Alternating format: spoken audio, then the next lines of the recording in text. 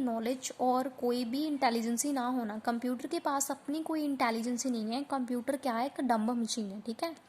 It can not do any work without instruction from the user, जब तक इसको user कोई भी इंस्ट्रक्शन नहीं देता ये कोई भी वर्क को परफॉर्म नहीं करेगा। It perform the instruction at a tremendous speed है विद एक्यूरेसी, ये इंस्ट्रक्शंस हैं जो आपकी, उसको ये फास्ट स्पीड के साथ और एक्यूरेसी के साथ परफॉर्म करता है। 7th पॉइंट आपका क्या है, no feeling, it doesn't have feelings और emotion, taste, knowledge and experience. जो कंप्यूटर होता है बच्चे, इसके पास कोई भी नॉलेज, कोई एक्सपीरियंस नहीं होता, कोई इमोशन नहीं होते इसके पास। ये बहुत सारा वर्क अच्छी स्पीड के साथ कर सकते हैं और बिना थके, ठीक है। नेक्स्ट पॉइंट आपका क्या है, स्टोरेज। कंप्यूटर के पास इनबिल्ट मेमोरी होती है, ठीक है, जिसमें वो अपना डाटा स्टोर करता है। अगर ज़्यादा डाटा स्टोर करना है तो वो सेकेंडरी स्टोरेज में करेगा। हम यूज़ कर सकते हैं सेकेंडरी स्टोरेज डिवाइसेस, जैसे कि फ्लॉपीज़ होती हैं, हार्ड डिस्क होती हैं, पेन ड्राइव्स यूज़ करते हैं, ठीक है, ये तो सभी ने यूज़ की हैं पेन ड्राइव्स। सो ये क्या है, स्टोरेज की एग्जांपल है। यहाँ तक तो थे आपके कैरेक्टरिस्टिक ऑफ कंप्यूटर। नेक्स्ट क्या है बच्चे, आपकी जनरेशन्स ऑफ कंप्यूटर। आपकी 5 जनरेशन्स हैं कंप्यूटर की। हम पढ़ रहे हैं फर्स्ट जनरेशन ऑफ कंप्यूटर, ठीक है। फर्स्ट जनरेशन कहाँ से स्टार्ट होती है बच्चे, आपकी 1946 से लेके 1954 तक, ठीक है। जब in 1946 there was no best way of storing instruction in data in a computer memory. 1946 में क्या होता था बच्चे, कोई भी अच्छा तरीका नहीं था डाटा को स्टोर करने का कंप्यूटर मेमोरी में। देयर वर 4 कॉम्पीटिंग टेक्नोलॉजीज होती थी जो हमें कंप्यूटर मेमोरी प्रोवाइड करती थी, जैसे कि इलेक्ट्रोस्टैटिक स्टोरेज ट्यूब बोलते हैं। नेक्स्ट वाली कौन सी आपकी, एक्वेस्टिक डिले लाइंस, ठीक है। उसके आगे कौन सी है, मैग्नेटिक ड्रम, और उसके आगे 4th कौन सी आपकी, मैग्नेटिक कोर स्टोरेज। जो डिजिटल कंप्यूटर होते थे, ठीक है, इलेक्ट्रॉनिक वेल्व्स, मतलब कि जो फर्स्ट जनरेशन के कंप्यूटर थे ये वैक्यूम ट्यूब्स को यूज़ करते थे, ठीक है। ये बहुत ही बड़ी ट्यूब्स होती थी, कॉस्ट तो ज़्यादा होती थी, और क्या होता था, ये हीट भी बहुत ज़्यादा जनरेट करती थी, ठीक है। The stored information in the form of propagated sound waves, sound waves के में की फॉर्म में जो इंफॉर्मेशन थी वो स्टोर होती थी। Vacuum tube consume a lot of power, ये बहुत ज़्यादा पावर को कंज्यूम करती थी। The vacuum tube was developed by Lee De Forest in 1908, ठीक है। इसको किसने डेवलप किया था, लीडी फॉरेस्ट ने, ठीक है। These computers were large in size, writing program on them was difficult. ये जो कंप्यूटर होते थे फर्स्ट नेशन के, जो कंप्यूटर थे आपके, इनका साइज़ बहुत ज़्यादा होता था और प्रोग्राम लिख पाना बहुत ही डिफ़िकल्ट था, ठीक है। जैसे कुछ एग्जांपल्स हैं इन्होंने दिए आपके फर्स्ट जनरेशन के कंप्यूटर के। फर्स्ट एग्जांपल कौन सी आपकी, मार्क 1। मार्क 1 क्या है बच्चे, the IBM automatic sequence controlled calculator, ठीक है, called the Mark 1 by Harvard University. Harvard University ने इसको क्या बोला, Mark 1। Was an electromechanical computer, ये कौन सा कंप्यूटर था, electromechanical.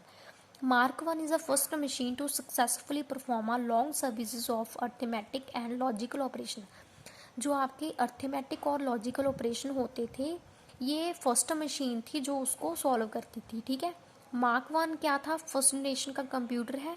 It was first operating machine that execute long computation automatically, ये ऑटोमेटिकली लॉन्ग कैलकुलेशंस को करती थी, ये फर्स्ट मशीन थी पहले, ठीक है, फर्स्ट जनरेशन का mark 1 computer.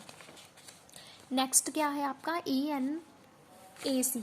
ENAC it was a first general purpose electro computer built in 1904। ये भी क्या था, आपका फर्स्ट जनरेशन का ही कंप्यूटर है जो बिल्ट हुआ था 1946 में, ठीक है। कौन सी यूनिवर्सिटी में, Pennsylvania USA, by John Mauchly and J Presper Eckert, ठीक है। ये इसके क्या थे, डेवलपर थे जिन्होंने इसको डेवलप किया था, ठीक है। The completed machine was announce to the, जो पूरी ये थी आपकी मशीन, ये 14 फरवरी को 1946 में अनाउंस कर दी थी इन्होंने। इट वाज नेम्ड, इसका क्या नेम था, फुल फॉर्म क्या है, ENIAC की, electronic numerical integrate and calculator, ठीक है, integrator calculator.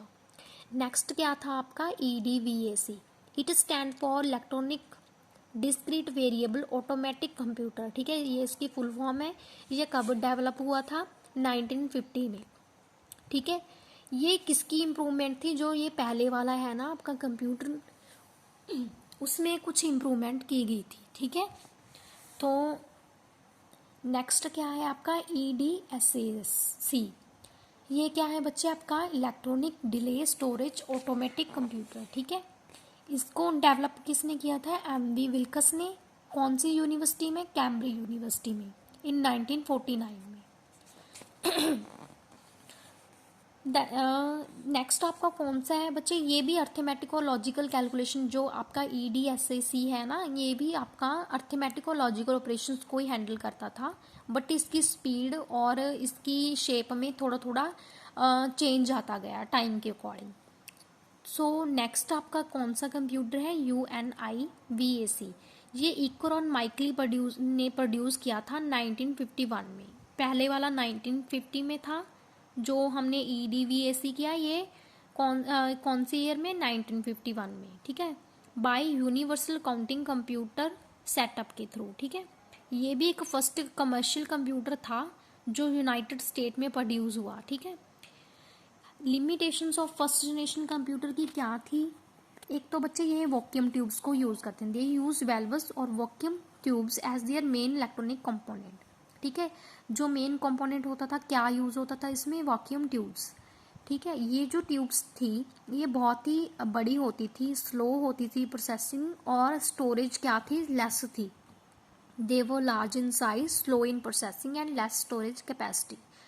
They consume lot of electricity and produce lot of heat. इसमें क्या होता था बच्चे, बहुत सारी इलेक्ट्रिसिटी चाहिए होती थी, ठीक है, और इलेक्ट्रिसिटी ज़्यादा यूज़ होती थी, तो उसकी वजह से इसमें क्या थी, हीट भी बहुत जनरेट होती थी। देयर कंप्यूटिंग कैपेबिलिटी वो लिमिटेड, इसकी जो कंप्यूटिंग कैपेबिलिटी थी वो लिमिटेड होती थी कंप्यूटेशन को सॉल्व करने की। They were not so accurate and reliable, ये एक्यूरेट नहीं होती थी, और रिलायबल क्या मतलब भरोसे योग्य नहीं होता था जो भी डाटा होता था उसमें। They use machine level language for programming, ये प्रोग्रामिंग के लिए कौन सी लैंग्वेज को यूज़ करती थी, मशीन लेवल को, ठीक है, जो डिफ़िकल्ट होती थी अंडरस्टैंड करने के लिए। दे वो वेरी एक्सपेंसिव। यहाँ तक कि हमने अपने फर्स्ट जनरेशन के कंप्यूटर पढ़ लिए, सेकंड जनरेशन या फिर इसके बाद के टॉपिक हम अगली वीडियो में पढ़ेंगे या फिर अगली क्लास में, ठीक है। Good afternoon, bye.